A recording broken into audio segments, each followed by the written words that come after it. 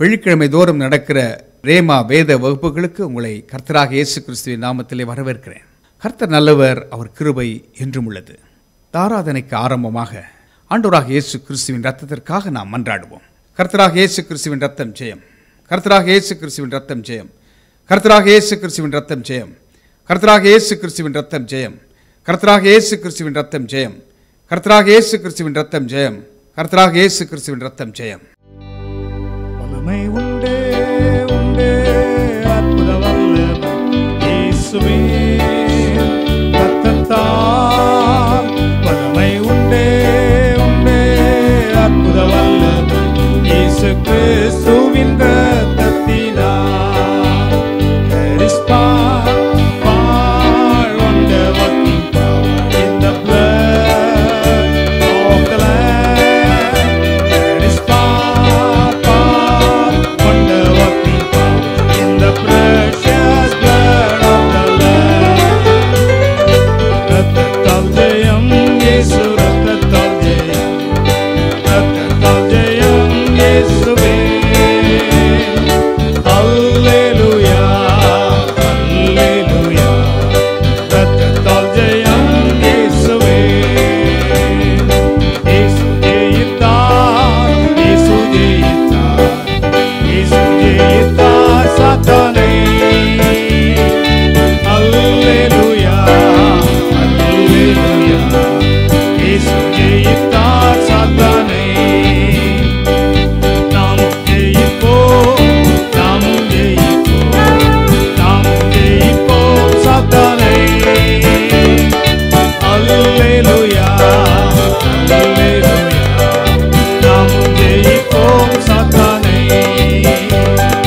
வல்லமை தேவை தேவா, வல்லமை தாரும் தேவா,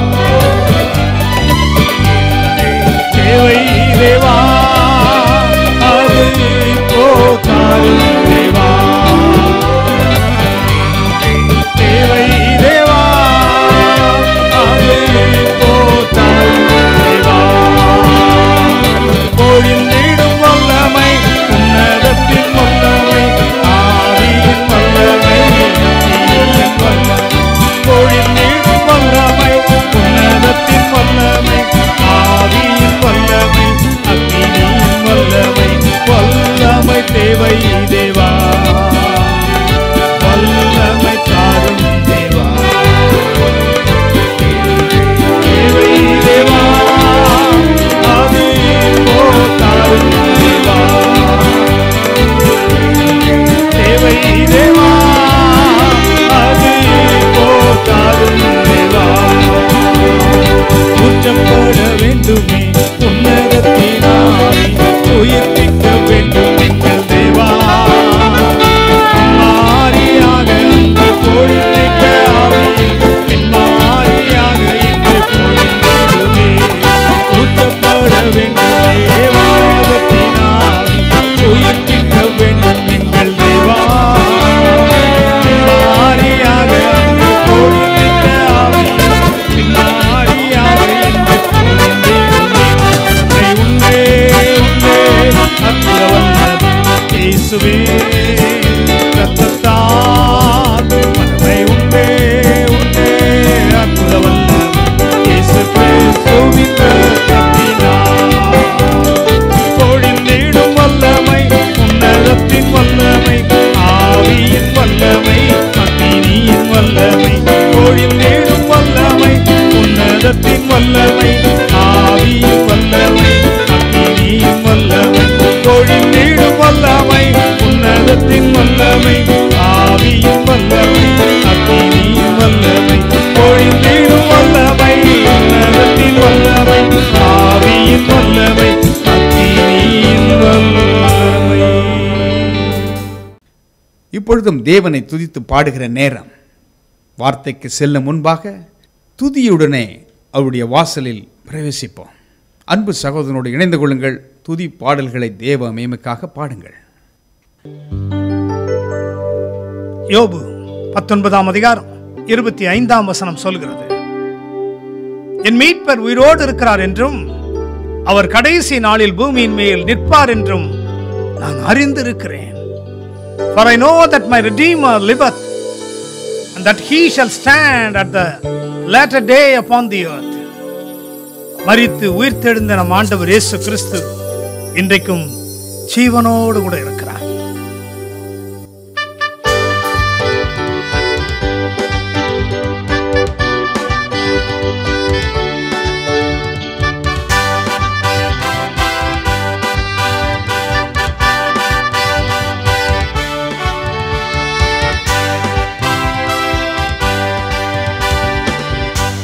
I know he rescued my soul. His blood has covered my sin. I believe.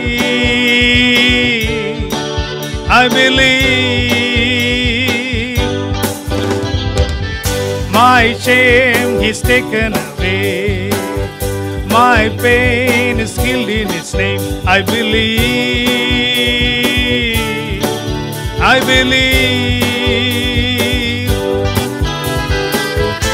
I'll raise a banner, 'cause my Lord has conquered the grave. My Redeemer lives. My Redeemer lives. My Redeemer lives. My Redeemer lives.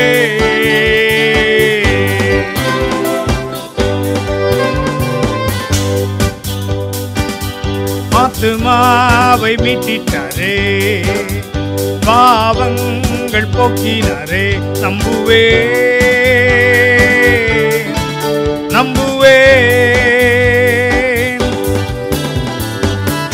என் நிந்தை நீக்கினாரே, என் நோயை சுமந்தாரே. நம்புவேன்.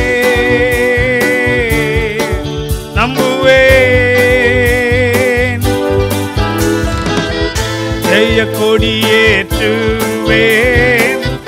பாதாளம் என்றவரே மீட்பர் வாழ்கிறார், என்றும் வாழ்கிறார். மீட்பர் வாழ்கிறார், இயேசு வாழ்கிறார். Redeemer lives.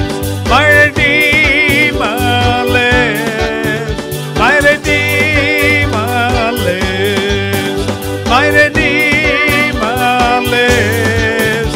மீட்பர் வாழ்கிறார், என்றும் வாழ்கிறார். மீட்பர் வாழ்கிறார், இயேசு வாழ்கிறார்.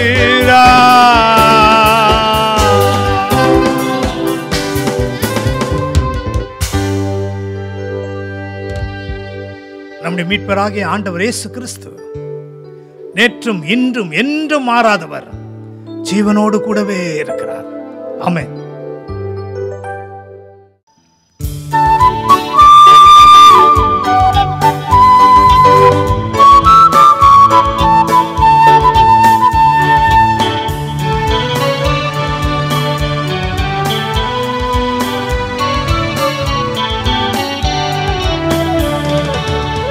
ஆனந்தமாக அன்பரை பாடுவேன், ஆசையவர் என் ஆத்துமாவிற்கே.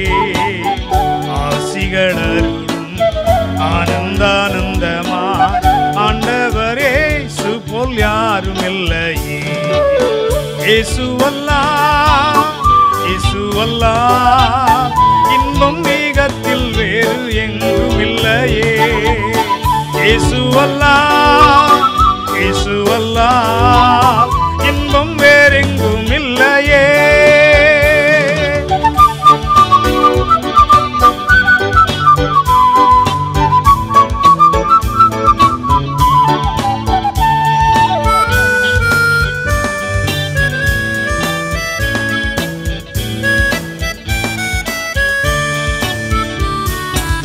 தந்தை தாயும் சொந்தமானோர்களும் தள்ளிடினும் நான் தள்ளிடுவேனோ.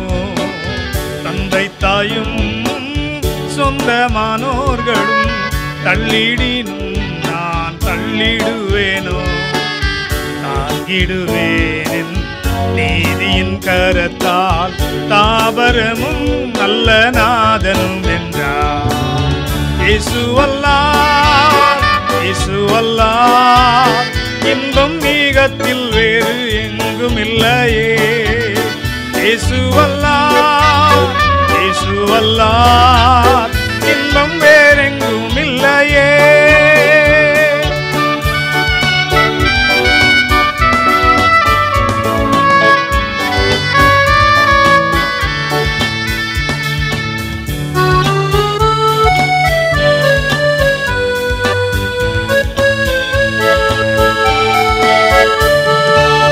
கிறிஸ்து இயேசு பிரசன்னமாகவே கிருபையும் வெளியாகினதே. நீக்கிய சாவினை நற்சுவிசேஷத்தால் ஜீவன் அழியாமை வெளியாக்கினார். இயேசுவல்லார், இயேசுவல்லார், இன்பம் நீகத்தில் வேறு எங்கும் இல்லையே. இயேசுவல்லார், இயேசுவல்லார், இன்பம் வேறெங்கும் இல்லையே.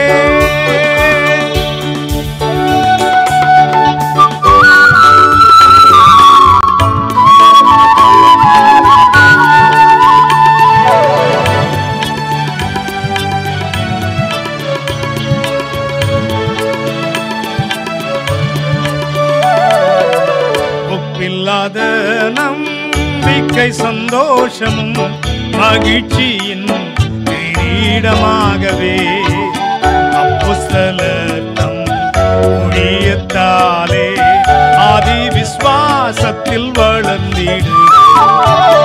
இயேசுவல்லார், இயேசுவல்லார், இன்பம் நீகத்தில் வேறு எங்கும் இல்லையே.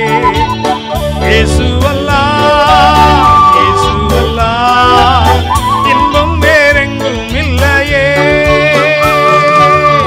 ஆனந்தமாக அன்பரை பாடுவேன், ஆசையவர் என் ஆத்துமாவிற்கே. ஆனந்தமாக ஆசிகள் அருளும் ஆண்டவரே, போல் யாரும் இல்லை.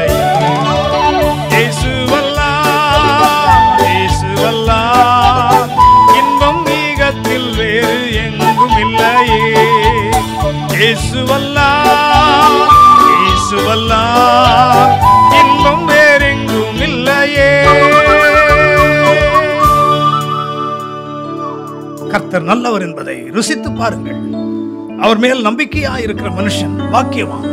இயேசுவை போல ஒரு நல்ல தேவன் எந்த இடத்திலும் இல்லை. பிரியமானவர்களே, இயேசுவை உங்கள் சொந்த இரட்சகராய் நீங்கள் ஏற்றுக்கொண்டீர்களானால், தஞ்சமும் அடைக்கலமாக அவரை நீங்கள் ஏற்றுக்கொள்வீர்களானால், அவர் உங்களுக்கு போதுமானவராயிருக்கிறார். ஆமென்.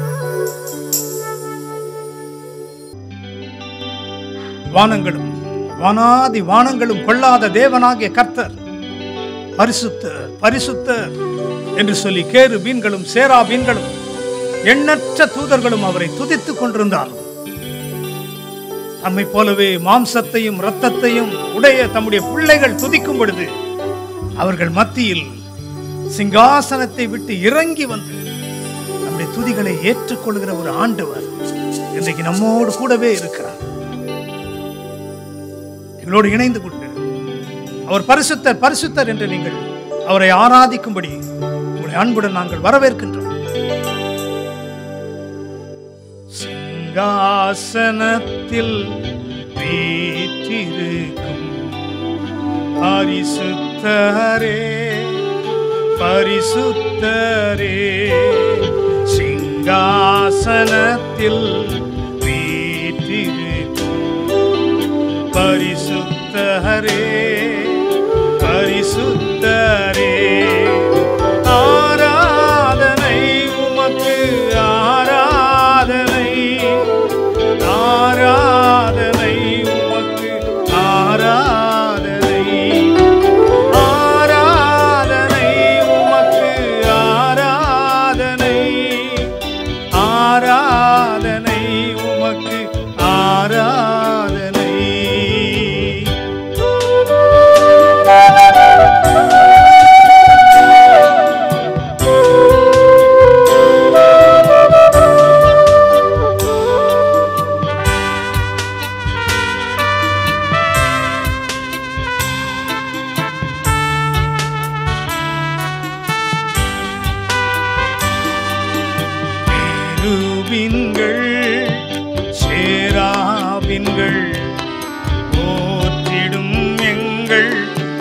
பரிசுத்தரே. கேருபீன்கள் சேராபீன்கள் போற்றிடும் எங்கள் பரிசுத்தரே. ஆராதனை உமக்கு ஆராதனை, ஆராதனை உமக்கு ஆராதனை, ஆராதனை உமக்கே ஆராதனை, ஆராதனை உமக்கே ஆராதனை.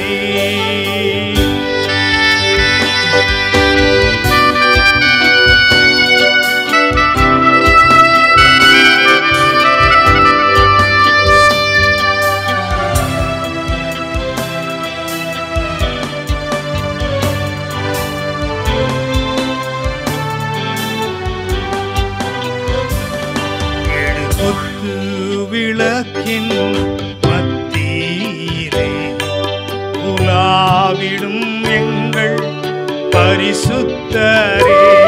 எழுபத்து விளக்கின் மத்தியிலே உலாவிடும் எங்கள் பரிசுத்தரே.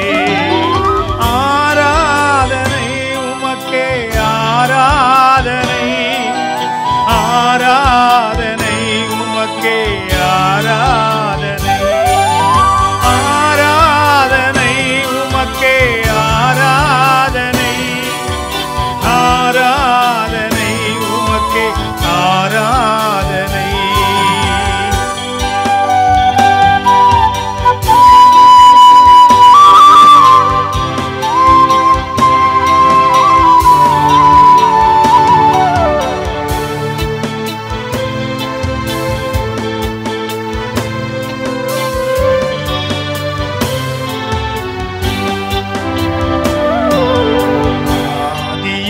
அந்தமும் ஆனவரே, அல்பாவும் மேகாவும் ஆனவரே. ஆதியும் அந்தமும் ஆனவரே, அல்பாவும் மேகாவும் ஆனவரே. ஆராதனை உமக்கே ஆராதனை, ஆராதனை உமக்கே ஆராதனை, ஆராதனை உமக்கே ஆராதனை, ஆராதனை உமக்கே ஆராதனை. சிங்காசனத்தில் வீற்றிருக்கும் பரிசுத்தரே, பரிசுத்தரே. சிங்காசனத்தில் வீற்றிருக்கும் பரிசுத்தரே, பரிசுத்தரே. ஆராதனை உமக்கே ஆராதனை, ஆராதனை உமக்கே ஆராதனை, ஆராதனை உமக்கே ஆராதனை, ஆராதனை உமக்கே ஆராதனை.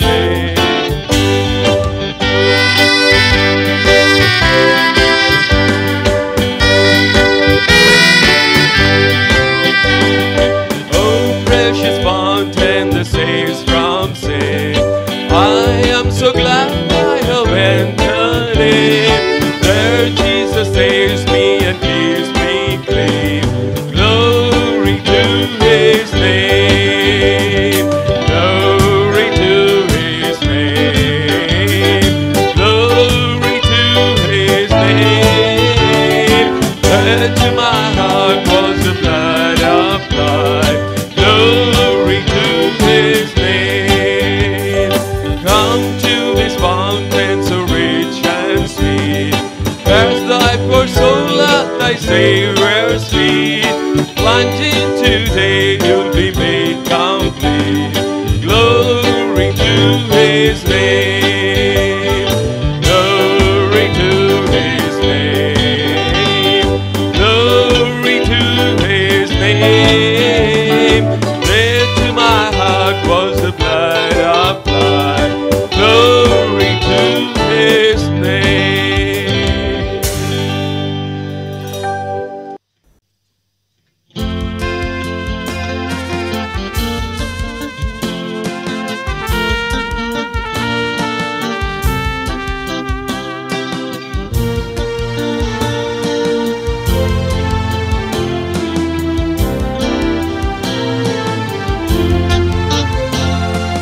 சாலேமின் ராஜா சங்கையின் ராஜா சுவாமி வாருமே இந்த தாரணி மீதினில் ஆளுகை செய்திட சடுதி வாருமே இந்த தாரணி மீதினில் ஆளுகை செய்திட சடுதி வாருமே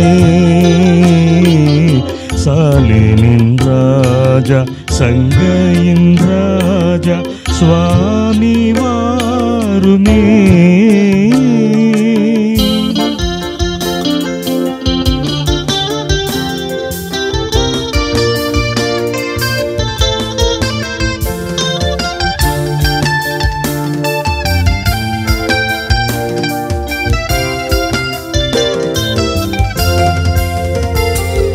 சீக்கிரம் வருவீர் என்றுரைத்து போன செல்வக்குமாரனே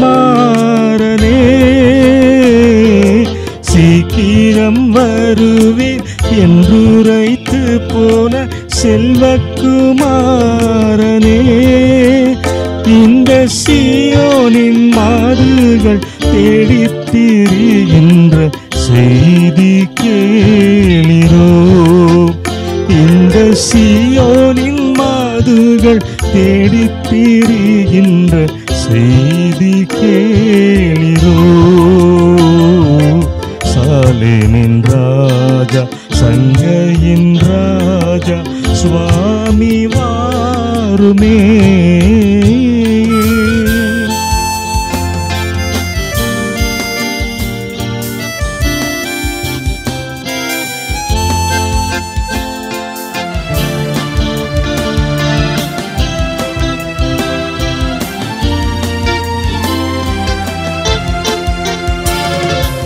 எட்டி எட்டி உம்மை அன்னார்ந்து பார்த்து கண் பூத்து போகுதே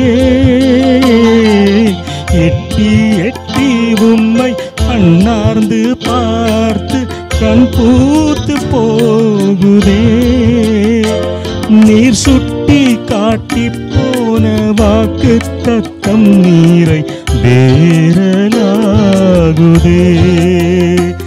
நீர் சுட்டி காட்டி போன வாக்கு தத்தம் நீரை வேறலாகுதே சாலேமின் ராஜா சங்கையின் ராஜா சுவாமி வாருமே இந்த தாரணி மீதினில் ஆளுகை செய்திட சடுதி வாருமே சாலேமின் ராஜா சங்கையின் ராஜா சுவாமி வாருமே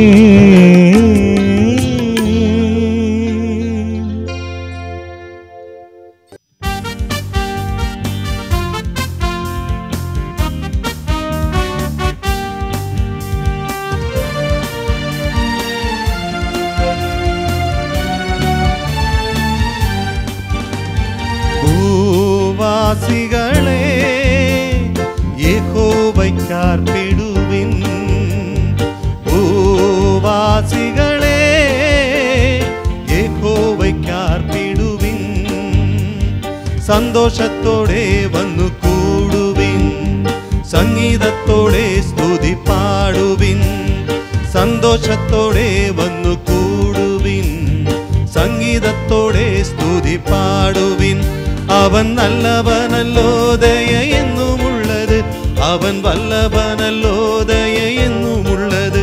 അവൻ നല്ലവനല്ലോ, ദയ എന്നുമുള്ളത്. അവൻ വല്ലഭനല്ലോ, ദയ എന്നുമുള്ളത്. ഭൂവാസികളെ യഹോവയ്ക്കർപ്പിടുവിൻ.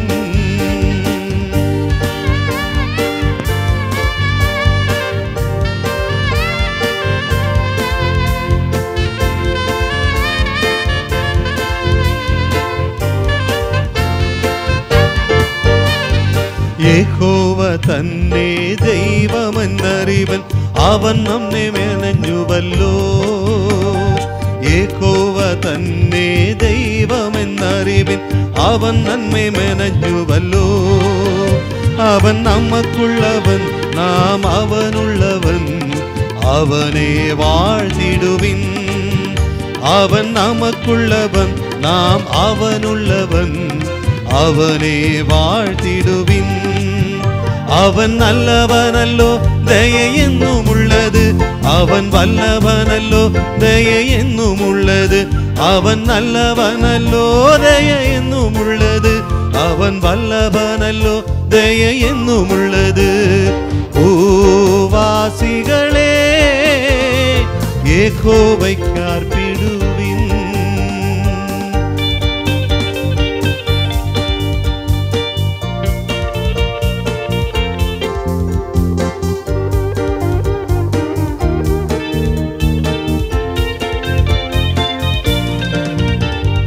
യഹോവ തന്നെ വിശ്വസ്തനെന്നറിവിൻ, അവൻ നമ്മെ വിടുവിച്ചല്ലോ. യഹോവ തന്നെ വിശ്വസ്തനെന്നറിവിൻ, അവൻ നമ്മെ വിടുവിച്ചല്ലോ. അവൻ നല്ല ഇടയൻ, തൻ്റെ ആടുകൾ അവനെ വാഴ്ത്തിടുവിൻ. അവൻ നല്ല ഇടയൻ, തൻ്റെ ആടുകൾ അവനെ വാഴ്ത്തിടുവിൻ. അവൻ നല്ലവനല്ലോ, ദയ എന്നുമുള്ളത്. അവൻ വല്ലഭനല്ലോ, ദയ എന്നുമുള്ളത്. അവൻ നല്ലവനല്ലോ, ദയ എന്നുമുള്ളത്. അവൻ വല്ലഭനല്ലോ, ദയ എന്നുമുള്ളത്. ഭൂവാസികളെ യഹോവയ്ക്കർപ്പിടുവിൻ.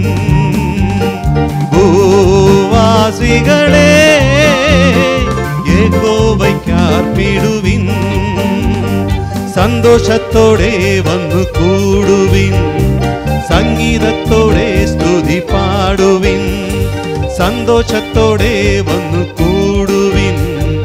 സംഗീതത്തോടെ സ്തുതി പാടുവിൻ. അവൻ നല്ലവനല്ലോ, ദയ എന്നുമുള്ളത്. അവൻ വല്ലഭനല്ലോ, ദയ എന്നുമുള്ളത്. അവൻ നല്ലവനല്ലോ, ദയ എന്നുമുള്ളത്.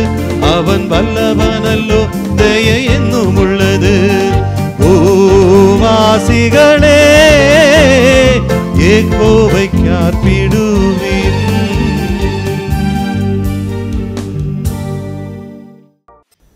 வெள்ளிக்கிழமை தோறும் நடக்கிற இந்த வேத வகுப்புகளிலே உங்களை சந்திப்பதில் மிக மகிழ்ச்சி அடைகிறோம்.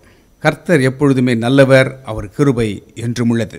ஆண்டவர் எப்பொழுதுமே ஒவ்வொருவர் தனிப்பட்ட வாழ்க்கையிலும் ஒரு திட்டத்தை வைத்திருக்கிறார். தன்னுடைய பிள்ளைகள் வாழ்க்கையிலே அந்த திட்டத்தை இந்த உலகமே எதிர்த்து வந்தாலும் அதை நிறைவேற்ற அவர் வல்லமையுள்ளவராக இருக்கிறார்.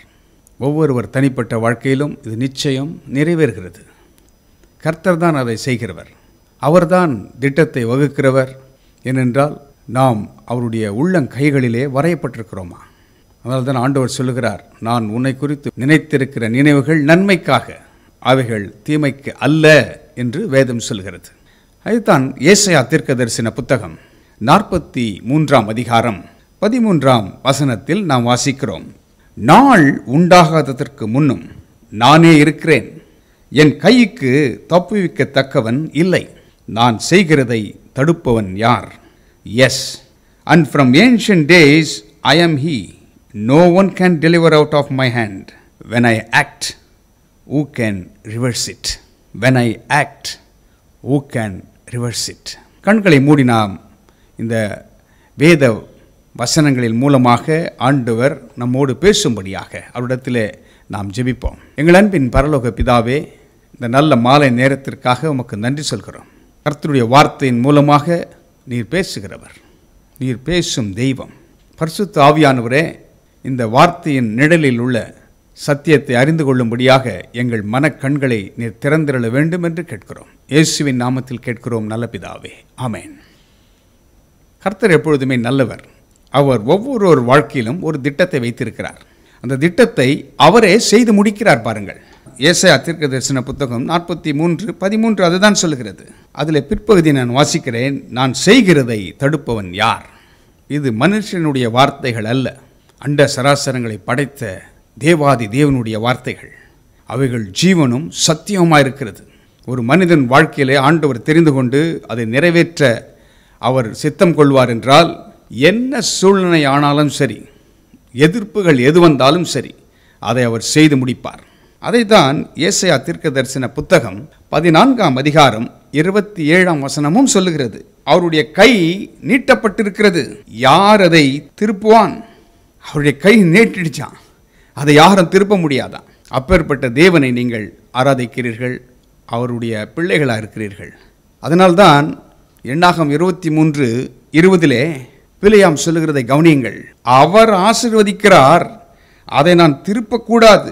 திருப்பக்கூடாது என்று எழுதப்பட்டிருக்கிறது, திருப்ப முடியாது. அதுதான் உண்மை. கர்த்தர் ஒன்றை செய்வார் என்றால் அதை மனிதனால் திருப்ப முடியாது, திருப்பக்கூடாது, அது திருப்பவே முடியாது. அப்படிதான் ஆண்டவர் உங்கள் வாழ்க்கையில் என்ன திட்டத்தை வைத்திருக்கிறாரோ அதை செய்து முடிப்பார். ஒருவேளை கால தாமதமாகும், காத்திருக்க நேரிடும். நெடுங்காலமாய் காத்திருக்கிறது இருதயத்தை இழைக்க பண்ணுமா? ஆனால் விரும்பினது வரும்பொழுதோ அது ஜீவ விருட்சம் போல் இருக்கும் என்று வேதம் சொல்கிறது. ஆமாம், அந்த காத்திருப்பு நாட்கள் கொஞ்சம் கஷ்டமான நாட்கள், அந்த போராட்டத்தின் ஊடாக செல்கிற நாட்கள். அதிலே ஆண்டவர் பலன் கொடுத்து உங்களை நடத்தி செல்வார். அதைத்தான் ஆதியாகமம் 37ஆம் அதிகாரத்தில் நாம் பார்க்கிறோம். இது யாரை குறித்து சொல்லுகிறது என்றால், யோசேப்பு என்ற ஒரு மனிதனை குறித்து சொல்கிறது. நமக்கு எல்லாருக்கும் தெரியும், யாக்கோபு மிகவும் நேசித்த மகன் யோசேப்பு. அதனால்தான் யோசேப்புக்கு பல வருண அங்கியை அவன் செய்து கொடுக்கிறான். அப்படி பல வருண அங்கியை கொடுத்ததின் நிமித்தமாக சகோதரர்கள் எல்லாம் பொறாமை கொள்ளுகிறார்கள். பாருங்க, சொந்த வீட்டிலே சகோதரர் இருக்கிறார்கள். ஒருவனுக்கு நல்ல உடை எடுத்து கொடுக்கும்போது நேசிக்கிறார். அப்பா எல்லாரையும் தான் நேசித்திருப்பார், இவனை கொஞ்சம் விசேஷமா நேசித்ததுனால மற்றவர்களுக்கு பொறாமை வந்து விடுகிறது. பொறாமை யாரிடத்திலிருந்து வருகிறது? பிசாசின் இடத்திலிருந்து வருகிறது. ஒரே வீட்டில் அது நிமித்தமாக அவனை பகைத்தார்களாம். அது மாத்திரமல்ல, அவன் ஒரு சொப்பனம் காணுகிறான். சொப்பனத்தை கண்டவன் அது வெளியே சொல்லுகிறான். வெளியே சொன்ன மாத்திரத்தில் அவனுடைய சகோதரர்கள் மிகவும் பகைக்கிறார்கள். நாங்கள் போய் உனக்கு முன்பாக வணங்குவோமா? அதன் பின்பு இன்னொரு சொப்பனம் காணுகிறான். தன்னுடைய தகப்பனும் கூட வணங்குவதை போன்ற சொப்பனம், அரிக்கட்டுகள் அங்கே அவனை வணங்குகிறது. அப்படிதான் சொப்பனம் காண்கிறான். அதற்கு தன்னுடைய தகப்பன் அவனை கடிந்து கொண்டானா. கடிந்து கொண்ட பிறகு அவன் இருதயத்தில் வைத்து அதை அப்படியே யோசிக்கிறான் என்று வேதத்தில் எழுதப்பட்டிருக்கிறது. ஒரு நாள் வருகிறது, தன்னுடைய சகோதரர்கள் எல்லாம் ஆடுகளை மேய்த்து கொண்டு நிறைய நாட்கள் ஆயிருக்கும் ஒருவேளை திரும்பி வருவதற்கு. போய் நலம் விசாரித்து வா என்று தகப்பன் யோசேப்பை அழைத்து போய் நலம் விசாரிக்க அனுப்புகிறார். அனுப்பின போது அவருடைய சகோதரர்கள் தூர வருகிறதை கண்டார்களாம். யோசேப்பு தூர வருவதை கண்ட மாத்திரத்தில் என்ன சொல்கிறார்கள்? அங்கே வார்த்தை சொல்கிறது, அவன் தூர வருகிறதை கண்டபோது அவனை கொலை செய்ய வேண்டும் என்று திட்டம் போடுகிறார்கள். எப்படி பாருங்க, முதல்ல பொறாமை கொண்டார்கள். பொறாமை வந்த உடனே கொலை செய்கிற எண்ணம் வந்து விடுகிறது. அவன் தூரம் வரும்பொழுது என்னத்திற்காக அவனை கொலை செய்ய வேண்டும் என்று விரும்புகிறாள் என்றால், அவன் சொப்பனம் எப்படி நிறைவேறும் அதை பார்ப்போம். அவனை கொன்று போட்டால் அவனுடைய சொப்பனம் எப்படி நிறைவேறும் என்று அவர்கள் ஒரு திட்டம் போடுகிறார்கள். ஆனால் நான் செய்வதை தடுப்பவன் யார் என்று ஒருவர் சொன்னாரே, அவர் யோசேப்பின் வாழ்க்கையிலே ஒரு திட்டத்தை வைத்திருக்கிறார். அது நிச்சயம் நிறைவேறும். அவனை கொலை செய்யாமல் என்ன செய்கிறார்கள்? அங்கே குழியிலே போட்டு விடுகிறார்கள். அதற்கு கூட மனம் வந்திருக்குது பாருங்க. யோசேப்பு சும்மா வந்திருக்க மாட்டான். எல்லாத்தையும் இவர்களுக்கு என்னென்ன தேவையோ பொருட்களை எடுத்து கொண்டு வந்திருப்பான். தேவையான தின்பண்டங்களை கொண்டு வந்திருப்பான். என்னென்ன கொண்டு வந்தாங்களோ தெரியல. அப்பேற்பட்டவனை தூக்கி குழியில் போடுகிறார்கள். குழியில் போட்ட உடனே அது ரூபன் உதவி தான் அதற்கு உதவுகிறது. கொலை செய்ய வேண்டாம், அவனை விட்டுவிடுங்கள் என்று சொன்னபோது அவனை குழியிலே போடுகிறார்கள். அதன் பின்பு என்ன நடக்கிறது பாருங்கள். அவனுடைய அந்த அங்கியை கழட்டி விடுகிறார்கள். பல வருட அங்கியை கழட்டிடுறானுங்க. கழட்டி ஒரு படிப்படியாக அவருடைய துர்குணங்கள் எப்படி வெளிப்படுகிறது பாருங்கள். கூட இருந்த சகோதரர்கள் அதை ஒரு ஆட்டி ரத்தத்தில் தோய்த்து தன்னுடைய தகப்பனிடத்தில் போய் காண்பிக்கிறாங்க. என்ன ஒரு துர்குணம் பாருங்கள், எவ்வளோ மோசமான குணங்கள் பாருங்கள். முதல் பொறாமை வந்தது, அடுத்தது கொலை செய்ய வேண்டும் என்ற எண்ணம், அடுத்தது தகப்பனையே ஏமாத்துறான். தகப்பனிடத்தில் போய் யோசேப்பு மரித்து போனான்னு சொல்வதற்காக அவனுடைய அங்கேயே கழட்டி போட்டார்கள். ஆனால் யோசேப்பு பாருங்கள், அவனை எடுத்து எகிப்துக்கு போகிற இஸ்மவேலர் இடத்துல 20 காசுக்கு விற்றுட்டாங்க. சொந்த சகோதரனை 20 காசுக்கு ஒரு எடை போட்டான் பாருங்கள். ஆண்டவராக இயேசு கிறிஸ்துவையும் அப்படி தான் 30 காசுக்கு விற்று போட்டார்கள். யோசேப்பு ஒரு நிழல் ஆண்டவராக இயேசு கிறிஸ்துவுக்கு. அப்போது யோசேப்பு என்ன நிலைமை இருந்திருக்கும், மனநிலைமை இருந்திருக்கும் பாருங்கள். தன்னுடைய தகப்பனுடைய வீடை விட்டு அண்ணன்மாரை தேடி வந்தபோது நேர்ந்த கொடுமை. குழியில் போட்டது தேவனாகிய கர்த்தர் அல்ல, அவர் எப்பொழுதுமே குழியில் இருக்கிறவர்களை தூக்குகிறவர். சகோதரருடைய துர்குணம் அவனை குழியிலே போட வைத்தது. ஆண்டவர் எப்பவுமே தூக்கி நிறுத்துகிறவர். விழுந்து போன தாவீதின் கூடாரத்தை அவர் எடுத்து கட்டுவாராம். அப்படி தான் யோசேப்புக்கு உதவி செய்தார் ரூபன் மூலமாக. அதன் பின்பு இஸ்மவேலர்கள் கொண்டு செல்கிறாங்க. கொண்டு சென்று அங்கே ஏலம் விடுறாங்க பாருங்கள். அங்கே போத்திபார் என்கிற ஒருவன் அங்கே யோசேப்பை விலை கொடுத்து வாங்குகிறான். அடிமையாக தன் வீட்டிலே போய் அவனை அங்கே வேலைக்காக வைத்திருக்கிறான்.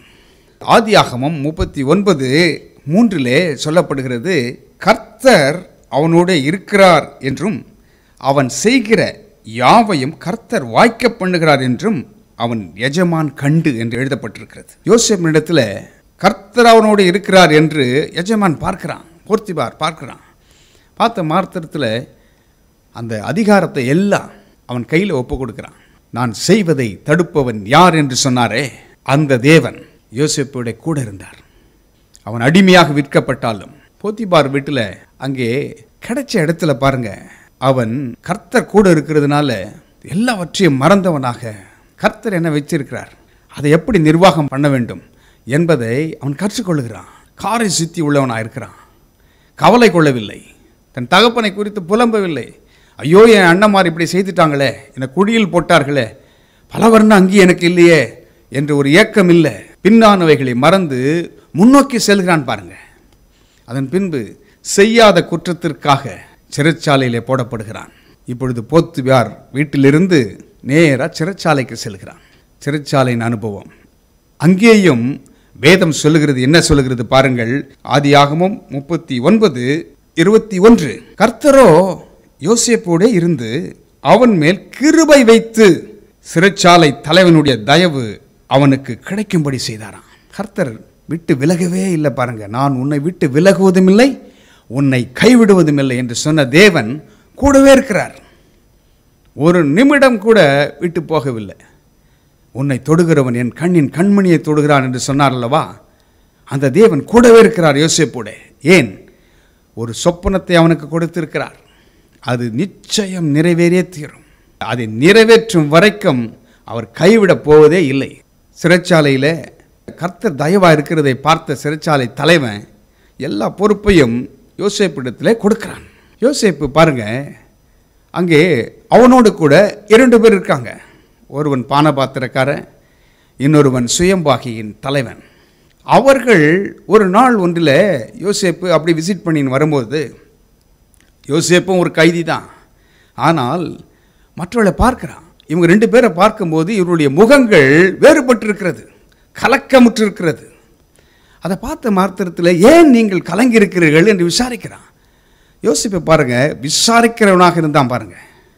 கர்த்தர் அவனோடு இருக்கும்போது மற்றவர்களை விசாரிக்கிறவனாக இருந்தான். அதிகாரம் கிடைச்ச உடனே ஆளுகை செய்யல, அன்பா விசாரிக்கிறான். ஏன் உன் முகம் வேறுபட்டிருக்கிறது? அவர்கள் சொல்லுகிறார்கள், நாங்களும் சொப்பனம் கண்டோம். ஏற்கனவே யோசேப்பு சொப்பனம் கண்டதுனால்தான் குழியின் அனுபவம் வந்துச்சு. அடுத்தது இஸ்மவேலர்கிட்ட விற்கப்படுகிறான், அடுத்தது சிறைச்சாலைக்கு வந்து சேர்ந்திருக்கிறான், அடுத்தது ஒரு சொப்பனமா என்று நினைக்கவில்லை. பாருங்க, அப்பொழுது சொல்லுகிறான், ஆதியாகமம் 40:8 பார்ப்போம் என்றால் அங்கே என்ன சொல்லுகிறான்? சொப்பனத்துக்கு அர்த்தம் சொல்லுதல் தேவனுக்குரியதல்லவா, அவைகளை என்னிடத்தில் சொல்லுங்கள் என்றான். ஆண்டவர் ஒவ்வொருவருக்கும் ஒரு தாளந்தை கொடுக்கிறார். அந்த தாளந்துகளை நாம் எப்படி பயன்படுத்துகிறோம்? அது நமக்காக பயன்படுத்திக் கொள்கிறோமா அல்லது மற்றவர்களுக்காக பயன்படுத்துகிறோமா? எல்லோருக்கும் ஆண்டவர் தாளந்துகளை கொடுக்கிறார். ஒருவரும் இல்லை என்று சொல்லவே முடியாது. அவர் ஒருவருக்கும் பட்சபாதம் உள்ளவர் அல்ல, அவர் ஒருவருக்கும் தூரமானவரும் அல்ல. எல்லோரையும் நேசிக்கிறவர், நல்லோர் மேலும் பொல்லோர் மேலும் மழையை வர்ஷிக்க பண்ணுகிற தேவன் அவர். எந்த நல்ல பயிர், விதைத்த பயிர் எந்த மழையில் வளர்கிறதோ களைகளும் அதே மழையில் தான் வளர்கிறது. அவ்வளவு நல்ல தேவன் நம்முடைய தேவன். பாரபட்சம் உள்ளவர் அல்ல. ஐயோ எனக்கு இது இல்லையே என்று சொல்லவே முடியாது. உங்களுக்குள்ளாக இருக்கிற அந்த கிஃப்டை, அந்த வரத்தை, அந்த தாளந்தை நீங்கள் தட்டி எழுப்புங்க. பவுல் அதான சொல்கிறார், உனக்குள்ளே இருக்கிற அந்த ஆவின் வரத்தை அனல் மூட்டு. பரிசுத்த ஆவியானவர் அதுக்கு உதவி செய்கிறார். அப்போ யோசேப்போட அந்த 2 பேர் சொல்லும் பொழுது, சொப்பனத்துக்கு அர்த்தத்தை சொல்வது தேவனுக்குரியதல்லவா என்று அவன் சொல்ல மாத்திரத்திலே அவர்கள் சொப்பனத்தை சொல்லுகிறார்கள். சொன்னபோது அப்படியே அதை சொன்ன மாத்திரத்திலே அடுத்த நாளே பார்வோன் அழைக்கிறான். அப்பொழுது இவைகள் நிறைவேறுகின்றன. போகும்போது பானபாத்திரக்காரன் இருக்கானே, அவனிடத்தில் யோசேப்பு சொன்னதை கவனியுங்கள். ஆதியாகமம் 40:14-15 வசனங்களை வாசிக்க கேட்போம். இதுதான் அதன் அர்த்தம் என்று சொன்னதும் அன்றி, நீ வாழ்வடைந்திருக்கும் போது என்னை நினைத்து என் மேல் தயவு வைத்து என் காரியத்தை பார்வோனுக்கு அறிவித்து இந்த இடத்திலிருந்து என்னை விடுதலையாக்க வேண்டும். நான் எபிரேயருடைய தேசத்திலிருந்து களவாய் கொண்டு வரப்பட்டேன். என்னை இந்த காவல் கிடங்கில் வைக்கும்படிக்கும் நான் இவ்விடத்தில் ஒன்றும் செய்யவில்லை என்று சொன்னான். யோசேப்புக்கு எவ்வளவு அங்கலாய்ப்பு இருந்தா, எவ்வளவு காத்திருப்பு இருந்தா, எதிர்பார்ப்பு இருந்தா, இந்த வார்த்தைகளை ஒரு பானபாத்திரன் காரணத்தில் சொல்லி அனுப்புகிறான். பாருங்க, நான் தவறாக இந்த இடத்துல குற்றம் சுமத்தப்பட்டு நான் இங்கே இருக்கிறேன், என்னை எப்படியாவது இங்கே விடுதலையாக்க வேண்டும் என்று பார்வோனிடத்தில் சொல்லு என்று சொல்லி அனுப்புகிறான். 41 வசனம் சொல்கிறது, 2 வருஷம் சென்ற பின்பு என்று வேதம் சொல்கிறது. 2 வருஷம் வரைக்கும் இந்த மனுஷன் மறந்தே போயிட்டான். அதுவும் கர்த்தருடைய திட்டம் தான் நான் நினைக்கிறேன். ஏனென்றால் யோசேப்பை ஆண்டவர் பார்வோனுக்கு அடுத்த ஸ்தானத்தில் உயர்த்த வேண்டும். அது மாத்திரமல்ல, சொப்பனம் நிறைவேற வேண்டும். அதற்காக ஆண்டவர் நேரடியாக அவன் போர்த்திபார் வீட்டிலிருந்து நேராக பார்வோனின் அரண்மனைக்கும் அங்கே அரசனாகவும் கொண்டு செல்லவில்லை. பாருங்க, ஒரு ப்ராசஸிங் நடக்குது. ஒவ்வொரு இடத்திலையும் ஆண்டவர் அநேக காரியங்களை யோசேப்பு கற்றுக் கொடுக்கிறார். அவன் அதில் கற்று தேர்கிறான். பாருங்கள், முதலே போர்த்திபார் வீட்டிலே ஆளுகை செய்கிறான், உத்தமமாக இருக்கிறான், உண்மையாக இருக்கிறான், தன்னை காத்துக்கொள்கிறான், பரிசுத்தமாக இருக்கிறான். அதற்கு அடுத்ததாக சிறைச்சாலையில் எல்லா பொறுப்பும் கொடுக்கப்படுகிறது. அங்கேயும் விசாரிக்கிறவனாக இருக்கிறான் கரிசனையோடு. மற்றவர்களை நாம் விசாரிக்கிறோமா? நமக்கு பதவிகள் வரும்பொழுது மற்றவர்களை அன்போடு நடத்துகிறோமா அல்லது அதிகாரத்தை பயன்படுத்தி அடக்குகிறோமா? இல்லை. எப்படி யோசேப்புக்கு ஆண்டவர் கற்றுக் கொடுக்கிறார் பாருங்க. 2 வருஷம் சென்ற பின்பு, அதற்கு முன்னால் ஒருவேளை அந்த பானபாத்திரக்காரன் பார்வோனிடத்தில் ஒரு சிபாரிசு செய்திருப்பான் என்றால் யோசேப்பை ஒருவேளை விடுதலை செய்திருக்கலாம். மறுபடியுமாக ஒருவேளை வேறு ஏதாவது இருக்கிற ஏதாவது ஒரு மினிஸ்டர் வீட்டில் ஒரு வேலை கிடச்சிருக்கும். ஆனால் அதற்கு ஆண்டவர் தெரிந்து கொள்ளவில்லை. நான் செய்வதை தடுப்பவன் யார் என்று சொன்ன அந்த ஆண்டவர், அவருடைய புயம், நீட்டப்பட்ட கரம் யோசேப்போடு கூட இருந்தது.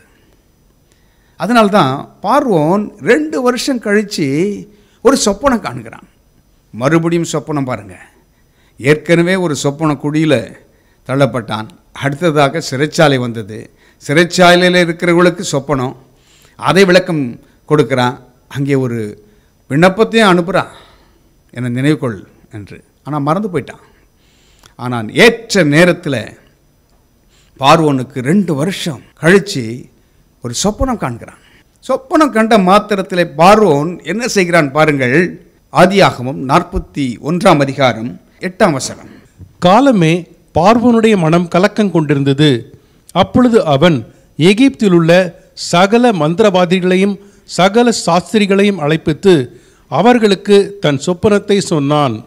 ஒருவராலும் அதன் அர்த்தத்தை பார்வோனுக்கு சொல்லக்கூடாமற் போயிற்று. நன்றாக கவனியுங்கள். சொப்பனத்தை கொடுத்தது கர்த்தர். நான் செய்வதை தடுப்பவன் யார் என்று சொன்னார் அல்லவா? அவர் கொடுத்தார் பார்வோனுக்கு சொப்பனம். எதற்காக? தன்னுடைய பிள்ளை அங்கே காத்திருக்கிறான், அவனுடைய சொப்பனம் நிறைவேறணும். அதற்காக ஆண்டவர் பார்வோனுக்கு சொப்பனத்தை கொடுக்கிறார். இவன் பாருங்க, எகிப்தில் உள்ள மந்திரவாதிகள் எல்லாம் கூப்பிடுறான். அதே தானே மோசேயின் நாட்களில் நடந்தது. அவர்கள் என்ன செய்தார்களோ மந்திரவாதிகளை தான் கூப்பிடுறாங்க. மோசே செய்ததை அவர்களும் செய்கிறாங்க. ஒரு எல்லை வரைக்கும் சில அற்புதங்களை மாத்திரம் தான் செய்கிறாங்க. அதன் பின்பு செய்ய முடியவில்லை. கர்த்தர் தான் பார்வோனுக்கு சொப்பனத்தை கொடுக்கிறார். அதன் பின்பு அந்த பானபாத்திரக்காரன் சொல்லுகிறான். ஆதியாகமம் 41:9. அப்பொழுது பானபாத்திரக்காரனின் தலைவன் பார்வோனை நோக்கி, நான் செய்த குற்றம் இன்றுதான் என் நினைவில் வந்தது. என்ன சொல்லுகிறான்? இவ்வளவு மந்திரவாதிகளையும் சாஸ்திரிகளையும் அழைத்து கேட்டதில் உங்களுக்கு பதில் வரலையே, உங்களுடைய சொப்பனத்திற்கு பதில் வரவில்லையே. நாங்கள் ஒரு சொப்பனம் கண்டோம் 2 பேரும், அது அப்படியே நிறைவேறிற்று. யோசேப்பு என்று ஒருவன் இருக்கிறான் என்று இவன் சிபாரிசு பண்ணுறான். அப்போ தான் ஞாபகம் வருது. சரியான நேரத்தில் அவன் சொல்லுகிறான் பாருங்கள். ஆண்டவர் எப்பொழுதுமே அதன் காலத்தில் நேர்த்தியாய் செய்கிறவர். உடனடியாக என்ன நடக்கிறது? யோசேப்பை கொண்டு வாருங்கள் என்று பார்வோன் கட்டளை பிறப்பிக்கிறான். ஆதியாகமம் 41 அதிகாரம் 14 வசனத்தை வாசிக்கிறேன், கவனியுங்கள். அப்பொழுது பார்வோன் யோசேப்பை அழைப்பித்தான். அவனை தீவிரமாய் காவல் கிடங்கிலிருந்து கொண்டு வந்தார்கள். அவன் சவரம் பண்ணிக்கொண்டு வேறு வஸ்திரம் தரித்து பார்வோனிடத்தில் வந்தான். யோசேப்புக்கு ஒன்றுமே புரிஞ்சிருக்காது. திடீரென்று பார்வோன் அழைக்கிறான். ஒருவேளை இவன் தான் சிபாரிசு செய்திருப்பானோ என்று நினச்சிருப்பானோ தெரியல. ஆனால் போன மாத்திரத்தில் பார்வோன் தன்னுடைய சொப்பனத்தை அங்கே சொல்லுகிறான். அப்பொழுது யோசேப்பினுடைய வார்த்தைகளை கவனியுங்கள். ஆதியாகமம் 41 அதிகாரம் 16 வசனத்தை வாசிக்கிறேன், கவனியுங்கள். அப்பொழுது யோசேப்பு பார்வோனுக்கு பிரதியுத்தரமாக, நான் அல்ல. என்ன வார்த்தை வருகிறது பாருங்கள். யோசேப்பின் வார்த்தைகளை கவனியுங்கள். பார்வோன் சொப்பனத்தை சொல்லுகிறான். அதற்கு நான் சொப்பனம் சொல்கிறேன். ஏற்கனவே நான் சுயம்பாயங்களுக்கு சொப்பனம் சொன்னவன். எனக்கு ஒரு சொப்பனத்தை ஆண்டவர் கொடுத்திருக்கிறார், அது நிறைவேறும். இப்படி சொல்லவே இல்லை பாருங்க. நான் என்ற எண்ணமே இல்லை. இப்படி தான் நேபுகாத்நேச்சார் சொன்னான் ஒரு நாளிலே, நான் கட்டின மகாபாபிலோன். அந்த நான் என்கிற எண்ணம் வந்த பொழுதே தேவ தூதன் வந்து அவனை அடித்தானா. அந்த நான் என்கிற எண்ணம் போய்விட்டது பாருங்க யோசேப்பின் இடத்துல. நான் அல்ல, அதை தான் பவுல் சொல்லுகிறார் அல்லவா, நான் அல்ல கிறிஸ்து, இனி பிழைத்திருக்கிறது நான் அல்ல கிறிஸ்துவே என்று பவுல் சொல்லுகிறார். நான் என்கிற எண்ணம் அல்ல. யோசேப்பினுடைய வார்த்தைகளை கவனியுங்கள். நான் அல்ல, தேவனே பார்வோனுக்கு மங்களமான உத்தரவு அருளி செய்வார் என்றான். அற்புதமான வார்த்தைகள். யோசேப்பினுடைய வார்த்தைகள் மிகவும் அப்படி வெள்ளி தட்டிலே வைக்கப்பட்ட பொன் பழங்களுக்கு சமம். நான் அல்ல. இது எப்படி யோசேப்பு கற்றுக்கொண்டான் பாருங்க. ஒவ்வொரு அனுபவத்திலும் போத்திபார் வீட்டில், அடுத்தது சிறைச்சாலையில் 2 வருஷம் கழிஞ்சு போச்சு. அதன் பின்பு தேவன் கர்த்தர் அவரோடு இருந்து கொண்டே இருக்கிறார். அவர் விட்டு விலகவே இல்லை. அப்படி நடந்த சம்பவத்தில் அவனை கர்த்தருடைய வசனம் புடமிட்டது என்று வேதம் சொல்லுகிறது. அப்படி பொன்னாக புடமிடுகிறது பாருங்க. ஒரு பொன் எப்படி அதனுடைய அழுக்கெல்லாம் நீக்கி அது உருக்கப்பட்டு அது அக்கினியிலே போடப்பட்டு நல்ல நெருப்பில் போடப்பட்டு அது எப்படி சுத்திகரிக்கப்படுகிறதோ அப்படி தேவன் வார்த்தையின் மூலமாக யோசேப்பை சுத்திகரித்து கொண்டே வருகிறார். ஏனென்றால் உயர்ந்த ஒரு பதவி இருக்கிறது. அதிலே ஆண்டவர் கிரியை செய்ய வேண்டும், இரட்சகனாக பயன்படுத்த வேண்டும்.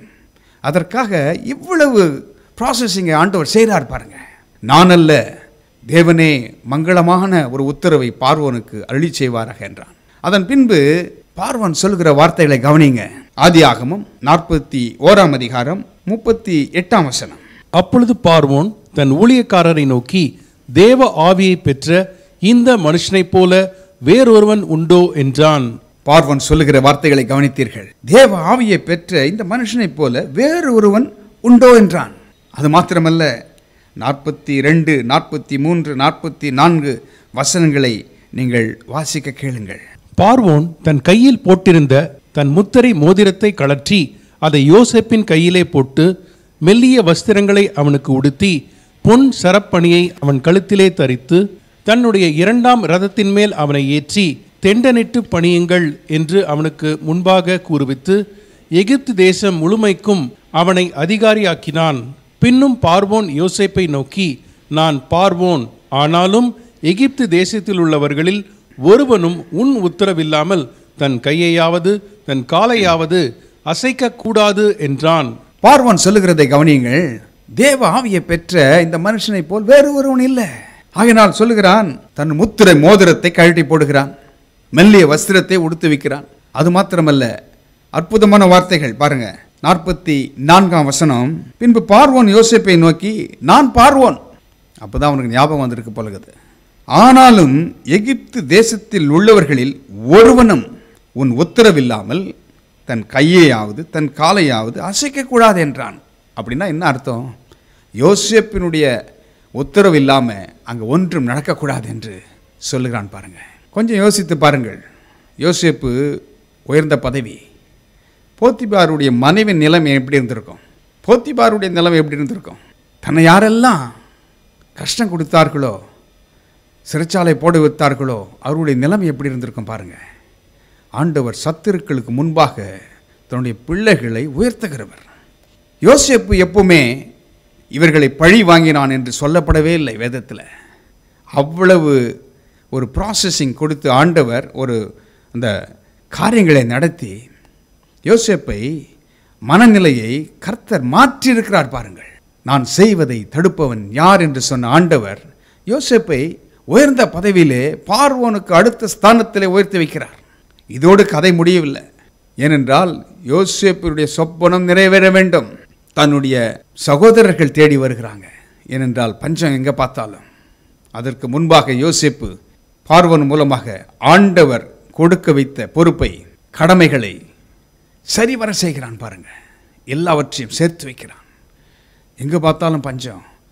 தன்னுடைய சகோதரர்கள் வருகிறார்கள். அதன் பின்பு தன்னுடைய தகப்பன் வருகிறார், பணிகிறார்கள். அப்பொழுதுதான் தேவன் யோசேப்புக்கு கொடுத்த சொப்பனம் நிறைவேறுகிறது. நம்முடைய வாழ்க்கையிலும் ஆண்டவர் அநேக திட்டங்களை கொடுத்திருக்கிறார், சொப்பனங்களை கொடுத்திருக்கிறார், வார்த்தையின் மூலமாக பேசியிருக்கிறார், ஒவ்வொருவருக்கும் தாளந்துகளை கொடுத்திருக்கிறார். நாம் எப்படி பயன்படுத்துகிறோம்? பதவி வரும்பொழுது நான் என்ற ஆணவம் கொள்கிறோமா? இல்லை. அவர்தான், தேவன்தான் மங்களமான உத்தரவு கொடுக்கிறவர் என்று சொல்கிறோமா? யோசேப்பு பாருங்க, ஒரு முன்மாதிரியாய் நடந்து கொண்டான் பாருங்க. கர்த்தர் அவனுக்கு என்ன கொடுத்தாரோ அதை செய்து முடித்தார். நான் செய்வதை தடுப்பவன் யார் என்று சொன்னார். கர்த்தருடைய நாமம் மகிமைப்படட்டும். உங்கள் வாழ்க்கையிலும் ஆண்டவர் இதை செய்ய காத்து கொண்டிருக்கிறார். உங்களுக்கும் இதை செய்து முடிப்பார். அடுத்ததாக இன்னொரு காரியத்தை நாம் பார்த்து முடிக்கப் போகிறோம். எஸ்தரின் புத்தகம் 6ஆம் அதிகாரம் 1ஆம் வசனத்தை வாசிக்கிறேன், கவனிங்கள். அந்த ராத்திரியிலே ராஜாவுக்கு நித்திரை வராதபடியினால் என்று எழுதப்பட்டிருக்கிறது. அதற்கு முந்தின அதிகாரத்தின் கடைசி வசனத்தை வாசிப்போம் என்றால், எதற்கு இந்த ராஜாவுக்கு நித்திரை வரவில்லை? இந்த ராஜா யார் என்றால் ஆகாஸ்வேரு என்ற ராஜா. 127 நாடுகளை, இந்தியா முதல் எத்தியோப்பியா வரைக்கும் உள்ள 127 நாடுகளை இவன் அரசாளுகிறான். மாமன்னன் இவன். இவனுக்கு ஒரு நாள் நித்திரை வரவில்லையா? எதற்கு வரவில்லை என்றால் 5ஆம் அதிகாரம் 14ஆம் வசனம் சொல்கிறது, அப்பொழுது அவன் மனைவியாகிய சிரேஷும் அவனுடைய சிநேகிதர் எல்லாரும் அவனை பார்த்து, 50 முழ உயரமான ஒரு தூக்கு மரம் செய்ய வேண்டும், அதிலே மொர்தேகாயை தூக்கி போடும்படி நாளைய தினம் நீ ராஜாவுக்கு சொல்ல வேண்டும். பின்பு சந்தோஷமாய் ராஜாவுடனே கூட விருந்துக்கு போகலாம் என்றார்கள். இந்த காரியம் ஆமானுக்கு நன்றாய் கண்டதினால் தூக்கு மரத்தை செய்வித்தான். அங்கே 2 பேர் இந்த ஆகாஸ்வேர் ராஜாவை கொலை செய்ய திட்டமிடுகிறார்கள். அவர்கள் பெயரும் குறிக்கப்பட்டிருக்கிறது. அதை மொர்தெகாய் கண்டுபிடித்து அதை அங்கே சொல்லுகிறான். சொன்னபோது அவர்கள் கண்டுபிடிக்கப்பட்டார்கள். அது உண்மை என்று விளங்கின போது அவர்களை அழித்து போடுகிறார்கள். அதற்கு பலனாக ஒன்றுமே மொர்தெகாய்க்கு செய்யவில்லை. அதே நேரத்தில் ஆமான் என்று சொல்லப்பட்ட ஒரு மந்திரி, ஆமான் யார் என்று வேதம் சொல்லுகிறது. எஸ்தர் 3ஆம் அதிகாரம் முதல் 2 வசனங்களை வாசிக்கிறேன், கவனியுங்கள். இந்த நடபடிகளுக்கு பின்பு ராஜாவாகிய ஆகாஸ்வேரு அமேதாத்தாவின் குமாரனாகிய ஆமான் என்னும் ஆகாகியனை மேன்மைப்படுத்தி தன்னிடத்தில் இருக்கிற சகல பிரபுக்களுக்கும் மேலாக அவனுடைய ஆசனத்தை உயர்த்தி வைத்தான். ஆகையால் ராஜாவின் அரமனை வாசலில் இருக்கிற ராஜாவின் ஊழியக்காரர் எல்லாரும் ஆமானை வணங்கி நமஸ்கரித்து வந்தார்கள். அவனுக்கு இப்படி செய்ய வேண்டும் என்று ராஜா கட்டளையிட்டிருந்தான். ஆனாலும் மொர்தெகாய் அவனை வணங்கவும் இல்லை, நமஸ்கரிக்கவும் இல்லை. இந்த ஆமானை வணங்குவது மாத்திரமல்ல, வணக்கம் என்று சொன்னால் பரவாயில்ல, நமஸ்கரிக்க வேண்டுமா? நமஸ்கரிக்கிறதா என்ன? நமஸ்கரிப்பு தேவனுக்கு மாத்திரம்தான் சொந்தம். ஒருவேளை மற்றவர்களை நீங்கள் வாழ்த்தலாம், ஆனால் ஆராதனை என்று வரும்பொழுது, நமஸ்கரிப்பு என்று வரும்பொழுது அது தேவனுக்கு மாத்திரம்தான். அதை மொர்தெகாய் அறிந்திருந்ததுனால இவனுடைய போக்கு சரியில்லை. இந்த ஆமானுடைய காரியங்கள் எல்லாம் சரியில்லை. அவன் ராஜாவோடு உட்கார்ந்து திராட்சை ரசம் குடித்தாள் என்றால் சூசான் நகரம் கலங்கிற்றான். அப்பேற்பட்டவன், பொல்லாதவன். சொந்த மனைவி பாருங்க, அடுத்தவனை அழிக்கிறதுக்கு தூக்கு மரத்தை செய்ய சொல்றான். கூட நண்பர்கள் வேற இதற்கு. எங்கே செய்கிறான்? தன்னுடைய வீட்டிலே செய்கிறான். ஒருவேளை நல்ல கார்பெண்டரை வச்சு செய்திருப்பானோ தெரியல. தன்னுடைய அதிகாரத்தை தவறாய் பயன்படுத்துகிறான். அதனால மொர்தெகாய் அவனை வணங்கவும் இல்லை, நமஸ்கரிக்கவும் இல்லை. இது நிமித்தமாக அவனுக்கு ஒரு மூர்க்கம் வருகிறது. என்ன பதவி இருக்கிறது? பதவி இருந்தால் என்ன? இந்த வாசலில் உட்கார்ந்துருக்கிற இந்த மொர்தெகாய் என்னை பார்த்து நமஸ்கரிக்க மாட்டான், வணக்கம் பண்ண மாட்டானே என்ற ஒரு எண்ணம். இதற்காக அவன் என்ன செய்கிறான்? ஆகாஸ்வேர் ராஜாவிடத்தில் அடுத்த நாள் மொர்தெகாயை தூக்கிலே போட வேண்டும் என்பதற்காக வருகிறான். ஆனால் நான் செய்வதை தடுப்பவன் யார் என்று ஒருவர் சொன்னார் அல்லவா? அவர் யார்? வானத்தையும் பூமியை உண்டாக்கின ஆண்டவர், காலங்களுக்கு முன்பாகவே இருக்கிறவர், அல்பாவும் ஒமேகாவும் ஆனவர். அவர் குறுக்கிடுகிறார். அந்த ராஜாவுக்கு அந்த ராத்திரியிலே தூக்கத்தை வரவிடலை. எஸ்தர் 6ஆம் அதிகாரம் 1ஆம் வசனத்தை வாசிக்கிறேன், கவனியுங்கள்.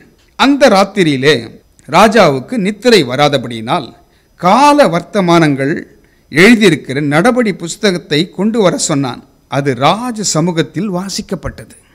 ஒருவேளை இப்பேர் பெரிய பிரபலமான ராஜா, 127 நாடுகளை ஆண்டவன், அவன் ஒருவேளை சொல்லியிருக்கலாம், நல்ல ஒரு மியூசிக் கொண்டு வான்னு.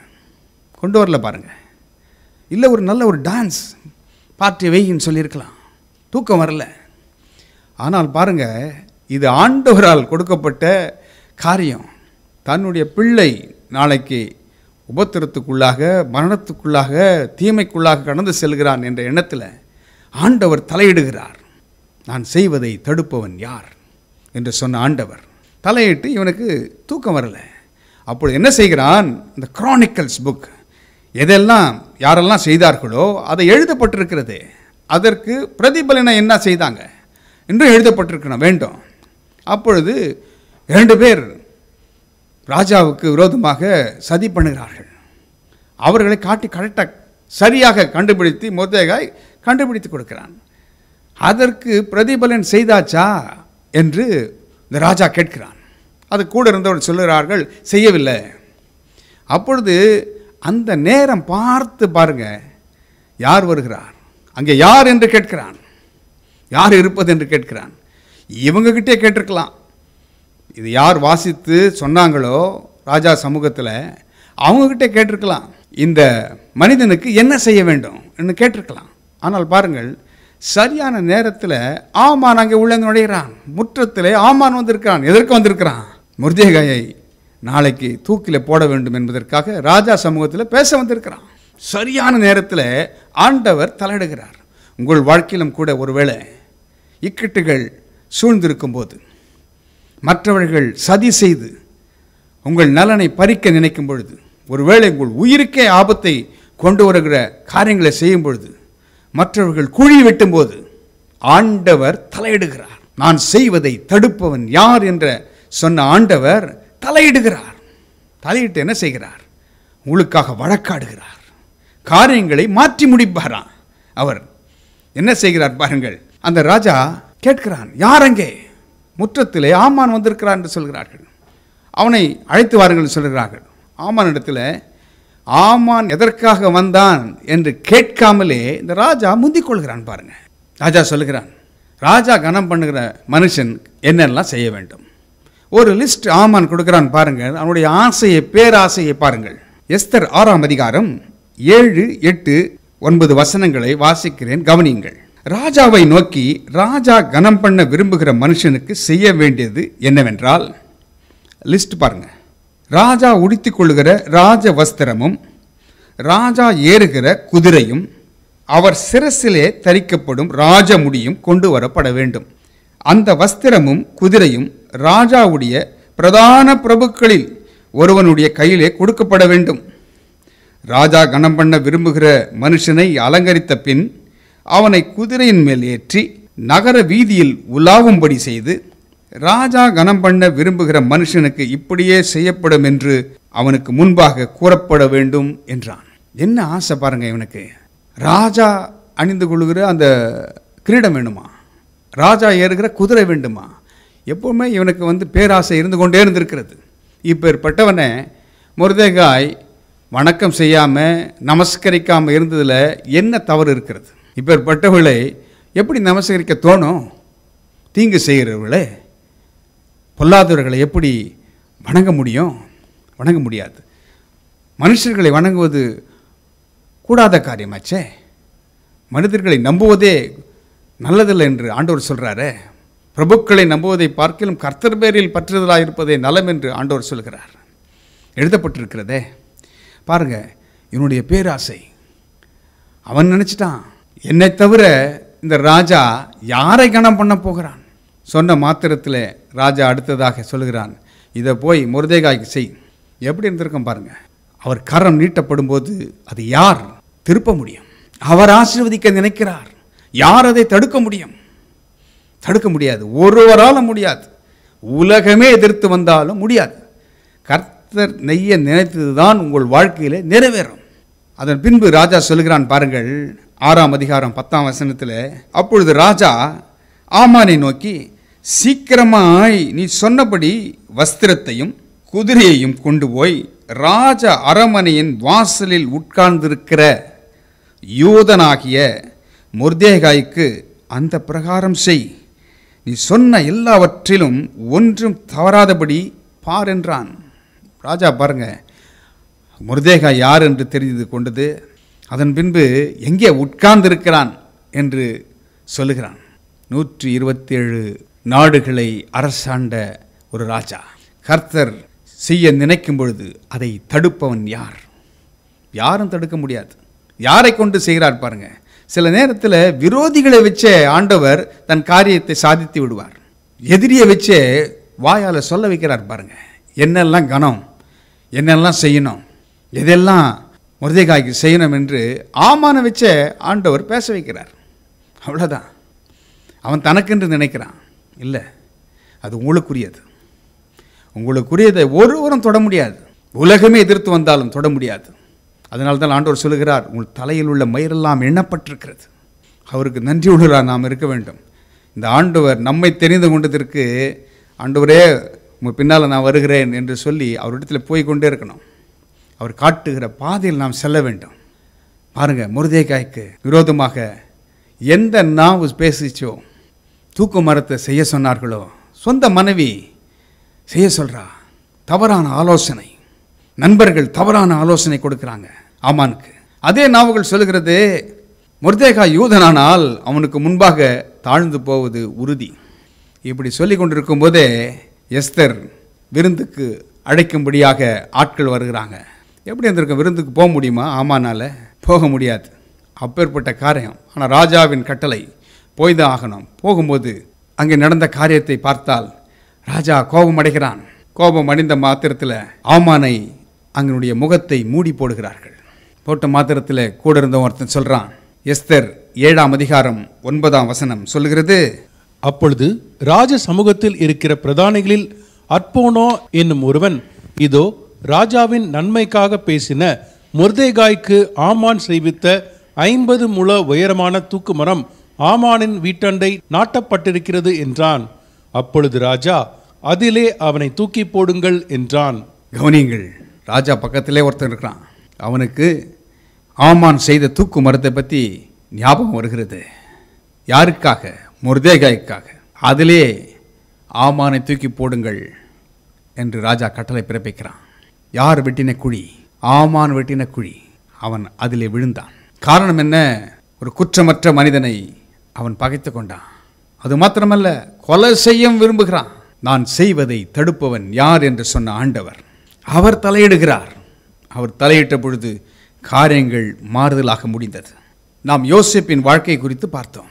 யோசேப்புக்கு தன் வாழ்க்கையை குறித்து, தன் எதிர்காலத்தை குறித்து ஆண்டவர் கொடுத்த சொப்பனத்தை அவரே நிறைவேற்றி முடித்தார். தேவனுடைய கிருபையும் தயவும் அவன் மேல் இருந்தது.